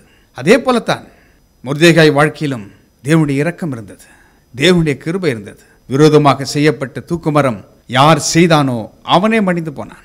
நமக்கு ஆண்டவர் உதவி செய்வதிலே வல்லவராயிருக்கிறார். ஏனென்றால் அதுதானே நாம் ஏசாயா 43ஆம் அதிகாரம் 13ஆம் வசனத்திலே வாசித்தோம் அல்லவா? நாள் உண்டாகாததற்கு முன்னும் நானே இருக்கிறேன், என் கைக்கு தப்பிவிக்கத்தக்கவன் இல்லை. ஒருவேளை மனிதர்கள் நம்மை மறந்து போகலாம். ஐயோ, இதை யார் தப்புவிப்பார் என்று நீங்கள் கேட்டுக்கொண்டிருக்கலாம். இந்த வியாதியிலிருந்து யார் என்னை தப்புவிப்பார்கள்? இந்த பிரச்சனையில் மாட்டிக்கொண்டேனே, எனக்கு யார் உதவி செய்வார்கள்? ஒருவேளை நீங்கள் மனம் திரும்பும் பட்சத்தில் கர்த்தர் உங்களுக்கு உதவி செய்ய வருவார். அவர் ஒருவருக்கும் தூரமானவர் அல்ல. கிருபையானது தட்டி கொண்டே இருக்கிறது பாருங்க கதவை. கர்த்தர் வாய்ப்புகளை கொடுத்து கொண்டே இருக்கிறார். மற்றவர்களை பற்றி தீமையாய் பேசினது போதும். கர்த்தர் வாய்ப்புகளை கொடுக்கிறார். இந்த நாவினால் புறங்குறாதிருங்க, மற்றவர்களை திட்டாதீங்க, மற்றவர்களுக்கு நன்மை செய்து பழகுங்கள், மற்றவர்கள் குறித்து புகழ்ச்சியாக பேசுங்கள். ஆமான் அப்படி செய்யல பாருங்க. ஒருத்தர் வணக்கம் போடல, நமஸ்கரிக்கல என்பதற்காக அவனை கடிந்து கொள்கிறான். அவனுக்கு விரோதமாக கொலை செய்கிற அளவுக்கு போய்விட்டான். பொறாமைக்கு இடம் கொடுக்க வேண்டாம். யோசேப்பின் சகோதரர்கள் பொறாமைக்கு இடம் கொடுத்தார்கள். அடுத்ததாக அவனை சாகடிக்க நினைக்கிறார்கள். ஆனால் ஆண்டவர் பாருங்க, சொப்பனத்தை நிறைவேற்றி முடித்தார். இந்த தேவன் மாறாத தேவன். அவர் எல்லோருக்கும் உதவி செய்கிறவர். அதனால்தான் எபிரேயர் 4ஆம் அதிகாரம் 15ஆம் வசனம் 16ஆம் வசனம் சொல்லுகிறது, நம்முடைய பலவீனங்களை குறித்து பரிதபிக்க கூடாத பிரதான ஆசாரியர் நமக்கிராமல் எல்லா விதத்திலும் நம்மை போல் சோதிக்கப்பட்டும் பாவமில்லாதவராய் இருக்கிற பிரதான ஆசாரியரே நமக்கு இருக்கிறார். என்ன அற்புதமான வார்த்தைகள் பாருங்க. நம்மை போலவே சோதிக்கப்பட்டவர் நமக்கு உதவி செய்ய வருகிறார். உங்களுக்கு உதவி செய்ய வருகிறார் அவர். 16ஆம் வசனம் சொல்கிறது, ஆதலால் நாம் இரக்கத்தை பெறவும் ஏற்ற சமயத்தில் சகாயம் செய்யும் கிருபையை அடையவும் தைரியமாய் கிருபாசத்தண்டையிலே சேரக்கடுவோம். இன்றைக்கு ஆண்டவர் ஒருவேளை என்ன பாடுகள் ஊடாக சென்றாலும் சரி, உங்களை நிந்தித்திருக்கலாம். மக்கள் மன்னிங்க. யோசேப்பு பழி வாங்கவே இல்லை. போத்திபாரை பழி வாங்கியிருக்கலாம், போத்திபார் மனைவியை பழி வாங்கியிருக்கலாம். இல்லை, கிறிஸ்துவின் குணங்கள் அவனிலே காணப்பட்டது. கிறிஸ்துவின் சிந்தை இன்றைக்கும் நம்மை ஆளுவதாக. உங்களுக்கு விரோதமாக என்ன எழும்பியிருந்தாலும் சரி, ஆண்டவர் அதை மாற்றி போடுவார். ஆமான் போன்ற மனிதர்கள் உங்களுக்கு விரோதமாக எழும்பியிருக்கலாம். பயப்படாதீங்க, ஆண்டவர் உங்களோடு இருக்கிறார். அவர் செய்வதை தடுப்பவன் யார்? அவர் செய்வதை தடுக்கவே யாரால முடியாது. அவர் நினைத்த காரியத்தை செய்து முடிப்பார். அவர் சர்வ வல்லவர். அதுதான் வேதம் சொல்லுகிறது, நாள் உண்டாகாததற்கு முன்னும் நானே இருக்கிறேன். அவர்தானா? நாள் உண்டாகாததற்கு முன்னும் அவர் இருக்கிறாரா? என் கைக்கு தப்பிவிக்கத்தக்கவன் யார்? உங்களை அவர் கரம் பிடித்திருந்தால் ஒரு மனிதனும் அவர் கரத்திலிருந்து உங்களை பிடுங்க முடியாது.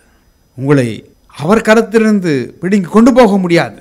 சாத்தானோ, சாத்தானின் ஏவி விடப்பட்ட மனிதர்களோ, பில்லி சூனியங்களோ, பிசாசின் தந்திரங்களோ, மாய மந்திரங்களோ ஒன்றும் அவர் கரத்திலிருந்து உங்களை பிடுங்க முடியாது. ஏனென்றால் அவர் சர்வ வல்லமை உள்ளவர். அவர் அதிகாரத்திற்கு கீழாக யாரும் நெருங்க முடியாது. அவர் நினைத்த காரியத்தை, உங்களை குறித்து நினைத்திருக்கிற நினைவுகளை அவர் செய்து முடிப்பார், நிச்சயம் செய்து முடிப்பார். இன்றைக்கு எந்த நிலையில் இருந்தாலும் அந்த கிருபாசன தண்டையில் நாம் போவோம். எபிரேயர் 4:16 சொல்கிறபடி, அதனால் நாம் இரக்கத்தை பெறவும் ஏற்ற சமயத்தில் சகாயம் செய்யும் கிருபையை அடைவும் தைரியமாய் கிருபாசன தண்டையிலே சேரக்கெடுவோம். தைரியமா வந்து கூப்பிடுங்க. அப்பா பிதாவே, நான் இப்படிப்பட்ட பிரச்சனையில் இருக்கிறேன், என்னுடைய வேலை ஸ்தலத்தில் இப்படி பிரச்சனை, என்னுடைய வியாபாரத்தில் இப்படி பிரச்சனை, குடும்ப வாழ்க்கையில் இப்படி பிரச்சனைகள், சொந்த பந்தங்கள் எல்லாம் விரோதமாக இருக்கிறது, காரியங்கள் தவறாய் நடந்து கொண்டிருக்கிறது, எனக்கு நீ உதவி செய்ய யாரும் இல்லை. அவரை நோக்கி கூப்பிடுங்க. அவர் செய்ய நினைக்கிறதை தடுப்பவன் யார்? இவ்வளவு நேரம் கர்த்தருடைய வார்த்தையை கேட்டோம். நீங்கள் எந்த சூழ்நிலையில் இருந்தாலும் கர்த்தர் உங்களுக்கு உதவி செய்ய வல்லவராக இருக்கிறார். அவர் செய்ய நினைக்கிற காரியம் தடைபடாது, அது நிச்சயம் நிறைவேறும். கண்களை மூடி நாம் ஜெபிப்போம். எங்கள் அன்பின் பரலோக பிதாவே, இந்த மாலை நேரத்தில் உங்களுடைய வார்த்தைகளை நாங்கள் தியானித்தோம். யோசேப்பை குறித்து நீர் பேசினீர். யோசேப்புக்கு என்ன திட்டத்தை வைத்திருந்தீரோ, சொப்பனத்தின் மூலமாக என்ன பேசினீரோ அதை நிறைவேற்றி முடித்தீர். அதே தேவன் மாறாதவர். மொர்தெகாய் வாழ்க்கையில் யார் குழி வெட்டினானோ அதே குழியில் அவன் விழுந்தான். நான் செய்வதை தடுப்பவன் யார்? இவ்வளவு நேரம் கேட்ட உடைய பிள்ளைகள், வார்த்தையை கேட்டவர்கள் வாழ்க்கையில், கேட்க போகிறவர்கள் வாழ்க்கையில் எதெல்லாம் எதிர்த்து நிற்கிறதோ அவைகள் இயேசு என்னும் நாமத்தில் அகன்று போக வேண்டும் என்று கட்டளை கொடுக்கிறோம்ப்பா. உம்மை அப்பா பிதாவே என்று கூப்பிடுகிற புத்திர சுவிகாரத்தின் ஆவியை கொடுத்திருக்கிறீர். ஒவ்வொருவருக்கும் நீர் பதில் கொடும், ஒவ்வொருவரையும் தாங்கும், ஒவ்வொருவரையும் அணைத்துக் கொள்ளும் ஆண்டவரே. ஒவ்வொருவருக்கும் என்ன திட்டங்களை வைத்திருக்கிறீரோ அந்த திட்டங்கள் நிறைவேறுவதாக. யார் எதிர்த்து வந்தாலும் தேவனாகிய கர்த்தராகிய உம்மை பற்றி கொண்டு ஓட்டத்தை ஓட அவர்களுக்கு பலன் கொடுக்க வேண்டும் என்று ஜெபிக்கிற ஆண்டவரே, பரிசுத்த ஆவியானவர் இதை செய்கிறதற்காக நன்றி. வியாதியாக இருக்கிறவர்களுக்கு சுகத்தை கொடும், மன கலக்கத்தில் இருக்கிறவர்களுக்கு சந்தோஷம் மகிழ்ச்சியை கொடும். கீலியாத்தின் பிசின் தைலமாகிய நீர் அவர்கள் காயங்களை ஆற்றுவீராக. வியாபாரத்தில் நஷ்டத்தை கண்டவர்கள் லாபத்தை காணட்டும். குடும்ப வாழ்க்கையில் சந்தோஷம் சமாதானத்தை இழந்தவர்கள் சந்தோஷத்தையும் சமாதானத்தையும் மறுபடியும் பெற்றுக்கொள்வார்களாக. உனக்கு விரோதமாய் எழும்பும் எந்த ஆயுதமும் வாய்க்காதே போகும் என்று சொன்ன வாக்குத்தத்தங்கள் ஒவ்வொரு வாழ்க்கையிலும் நிறைவேறுவதாக. கர்த்தருடைய ராஜ்யம் இந்த பூலோகத்தில் கட்டப்படட்டும். பரலோகத்தில் உம்முடைய சித்தம் செய்யப்படுவது போல இந்த பூலோகத்திலும் செய்யப்படுவதாக. என் அனுதின பலன் ஊழியங்களை நேசிக்கிற ஒவ்வொருவருக்காக ஜெபிக்கிறோம், அவர்களை ஆசீர்வதிக்கிறோம் ஆண்டவரே. இந்த ஊழியத்திற்கு கொடுக்கிறவர்களை ஆசீர்வதிக்கிறோம், இந்த ஊழியத்தில் உழைக்கிற ஒவ்வொருவரையும் ஆசீர்வதிக்கிறோம். தேவனாகிய கர்த்தர் எங்களுக்காக என்ன திட்டத்தை வைத்திருக்கிறீரோ அவைகளை நிறைவேற்றி வருகிறதற்காக ஸ்தோத்திரம் ஆண்டவரே. நான் செய்வதை தடுப்பவன் யார் என்ற வார்த்தையை எங்களுக்கு கொடுத்தீர். யாருமே தடுக்க முடியாது ஆண்டவரே. ஏனென்றால் உம்முடைய கிருபை, உம்முடைய இரக்கம், எங்கள் மேல் நீர் பாராட்டுகிற அன்பு அது பெரியது, அது பெரியது. அதற்காக நன்றி சொல்கிறோம். அந்தகார சக்திகளை மேற்கொள்கிறோம், வாக்குத்தத்தங்களை உரிமையாக்கிக் கொள்கிறோம். இயேசு கிறிஸ்துவின் விலையேற பெற்ற நாமத்தில் கேட்கிறோம் எங்கள் நல்ல பிதாவே. ஆமேன், ஆமேன். கர்த்தர் உங்களை ஆசீர்வதிப்பாராக. இவ்வளவு நேரம் கர்த்தருடைய வார்த்தையை பொறுமையோடு கேட்டீர்கள். நிச்சயமாகவே ஆண்டவர் உங்களுக்கு முன்பாக இருக்கிறார். அவர் நினைக்கிற திட்டங்கள் வாழ்க்கையில் நிறைவேறும். இப்பொழுதும் தேவனுடைய ராஜ்யத்திற்கென்று நீங்கள் கொடுங்கள். விதைக்கிற விதைகள் நிச்சயமாக பலனை கொடுக்கும். ஆமேன்.